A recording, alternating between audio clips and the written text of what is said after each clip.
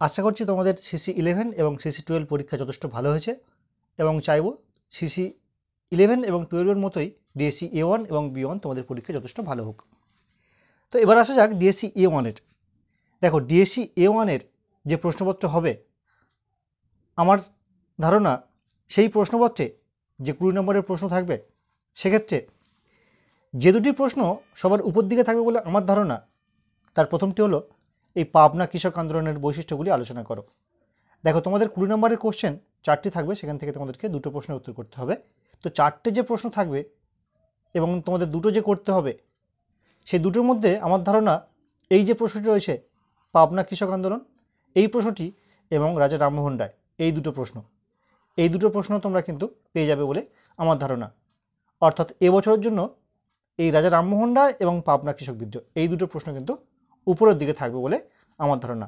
তো তোমরা এই দুটো প্রশ্ন কিন্তু অবশ্যই করো। আশা করছি তোমরা এই দুটো প্রশ্ন তৈরি করে নিয়েছো।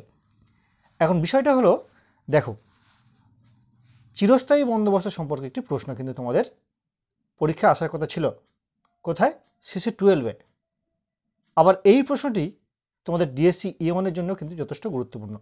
যেহেতু তোমাদের CC12-এ এই চিরস্থায়ী সম্পর্কিত কোনো প্রশ্ন আসেনি, তাই আমি মনে করছি এই DSC পেপারে কিন্তু DSC A1-এ এই চিরস্থায়ী বন্দোবস্ত নিয়ে একটি কিন্তু বড় প্রশ্ন আসার সম্ভাবনা রয়েছে। কারণ এই চিরস্থায়ী বন্দোবস্ত নিয়ে বিগত বছর বা তার আগের বছর কোনো এক বছরে DSC A1-এ একটা বড় প্রশ্ন কিন্তু এসেছিল। তাই আমি মনে করছি এই প্রশ্নটা কিন্তু তোমাদের এবছরের জন্য অত্যন্ত গুরুত্বপূর্ণ। এই কারণেই, কারণ এই প্রশ্নটি যেমন 20 নম্বরে গুরুত্বপূর্ণ, তেমনই 5-এও গুরুত্বপূর্ণ। তাই তোমাদেরকে এই প্রশ্নটা করতে বলবো একটু বড় আকারে। দেখো তোমাদের CC12-এর জন্য এই প্রশ্নটা কিন্তু আমি টপ 5-এর মধ্যে রেখেছিলাম। অর্থাৎ তোমরা কিন্তু অনেকেই টপ 5 প্রশ্নটা উত্তর করেছো, অর্থাৎ চিরস্থায়ী বন্দোবস্ত তোমরা করে রেখেছো অলরেডি। তাই তোমাদেরকে বলবো এটা আরেকটু ভালো করে দেখে রেখো, কারণ এটা কিন্তু এই 20 নম্বরের মধ্যে আসার সম্ভাবনা রয়েছে। তাই বলবো এই যে 3টে প্রশ্ন, পাবনা কৃষক আন্দোলন বৈশিষ্ট্য, রাজা রামমোহন রায় এবং চিরস্থায়ী বন্দোবস্ত, এই 3টে প্রশ্ন কিন্তু আমার ধারণা উপরের দিকেই থাকবে। তো এই গেল 20 নম্বর প্রশ্ন। এবার দেখো তোমাদের 10 নম্বরের প্রশ্ন দুখানা থাকে, একটা করতে হয়।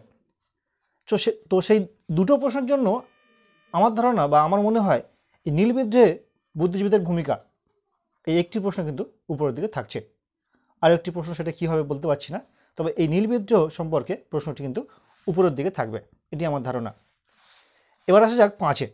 দেখো 5-এ তোমাদের 3টে প্রশ্নের উত্তর করতে হয়, সেক্ষেত্রে 6টা থাকে, 6টার মধ্যে 3টে উত্তর করতে হয়। 3টের মধ্যে দেখো একটা কোশ্চেন, এই বঙ্গভঙ্গের পিছনে লর্ড কার্জনের উদ্দেশ্য বা বঙ্গভঙ্গের পিছনে উদ্দেশ্য কী ছিল, এটি কিন্তু অত্যন্ত গুরুত্বপূর্ণ প্রশ্ন বা ওই উপরের দিকে থাকা প্রশ্নের মধ্যে একটি প্রশ্ন। দ্বিতীয় প্রশ্ন হচ্ছে কর্নওয়ালিস কোড এবং 3 নম্বর প্রশ্ন দ্বৈত শাসন ব্যবস্থা। যে 3টে তোমাদের প্রশ্ন পরীক্ষা লিখতে হবে, এই 3টে প্রশ্ন কিন্তু উপর দিকে থাকবে। তো এটি সম্পূর্ণ আমার ব্যক্তিগত ধারণা। আমার মনে হয় যে এই প্রশ্নগুলো করলে তোমরা কিন্তু অনেকটা এগিয়ে থাকবে এবং পুরো সিলেবাস ভিত্তিক যে সাজেশান অলরেডি করে দিয়েছি, আশা করছি সেগুলো তোমরা করে নিয়েছো।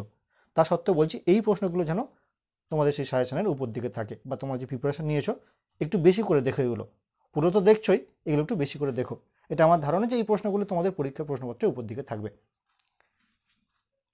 আর সঙ্গে এই কথাও বলি, যেহেতু তোমাদের পরীক্ষা 20 তারিখ, তাই হাতে সময় রয়েছে।